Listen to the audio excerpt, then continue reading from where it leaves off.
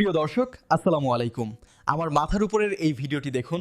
ভিডিওটি ভালো লাগলে শেয়ার করুন, লাইক দিন এবং কমেন্ট করে আপনার মতামত জানান। দেশের ভেতরে কিছু একটা বড় খেলা শুরু হয়ে গেছে, কিন্তু সাধারণ মানুষ এখনো পুরোটা বুঝতে পারছে না। হঠাৎ করে কেন প্রশাসন নড়ে চড়ে বসেছে? কেন পুলিশ আগের চেয়ে অস্বাভাবিকভাবে সতর্ক? কেন সেনানিবাসে একের পর এক বৈঠক? নির্বাচন আসার আগেই কেন রাষ্ট্রযন্ত্রের ভেতরে টান টান চাপ?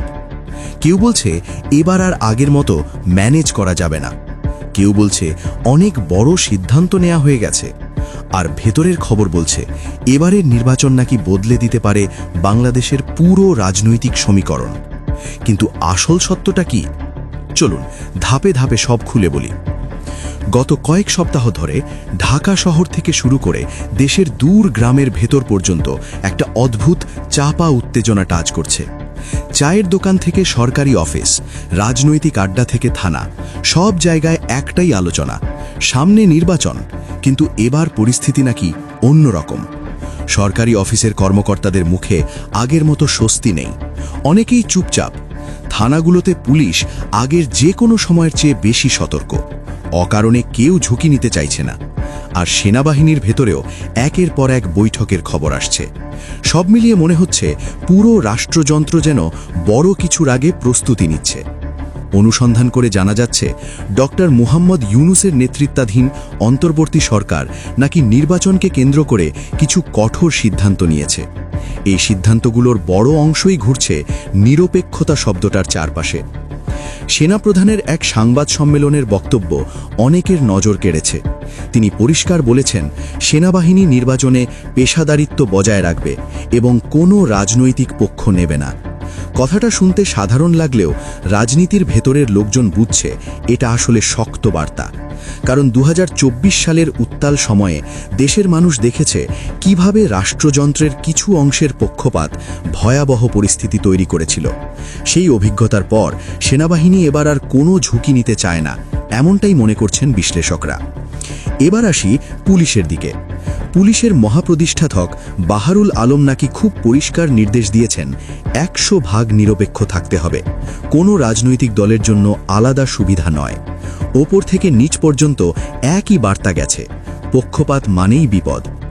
মাঠ পর্যায়ে অনেক ওসি, এসপি, বিআইজি পর্যায়ের কর্মকর্তাদের মধ্যে নাকি এক ধরনের চাপ কাজ করছে। আগে যারা স্থানীয় রাজনীতিবিদদের সঙ্গে সমন্বয় করে চলতেন, তারাও এখন বলছেন ওপরের নির্দেশ খুব কঠিন, কিছু করা যাবে না। সাম্প্রতিক কিছু গ্রেফতার নিয়েও আলোচনা হচ্ছে। বিভিন্ন দলের নেতাকর্মী গ্রেফতার হলেও পুলিশ নাকি কোনো তদবির শুনছে না। তাদের একটাই কথা, নির্দেশ কঠোর, নিয়ম মেনে কাজ। এই পরিস্থিতিতে রাজনৈতিক সমীকরণও বদলাতে শুরু করেছে। যেসব দল প্রশাসনিক প্রভাবের ওপর ভরসা করত, তারা এখন চাপের মধ্যে। অন্যদিকে যেসব দল মনে করে তাদের ভোটার বেস শক্ত, তারা বলছে নিরপেক্ষ নির্বাচন হলেই আমরা জিতব। ঢাকা ১৩ আসনের পুলিশ কর্মকর্তা এডিসি জুয়েলের বক্তব্য নিয়েও বেশ আলোচনা হচ্ছে।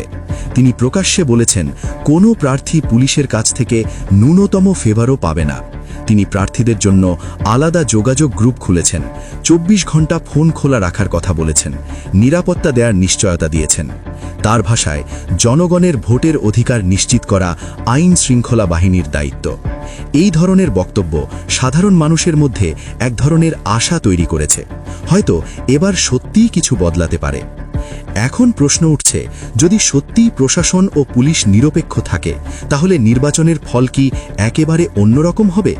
বহু বছর পর কি ভোটের মাঠে আসল লড়াই দেখা যাবে? রাজনৈতিক বিশ্লেষকরা বলছেন, এই নির্বাচন শুধু সরকার বদলানোর নির্বাচন না, এটা হতে পারে রাষ্ট্রের ভেতরের ক্ষমতার সংস্কৃতির পরিবর্তনের শুরু।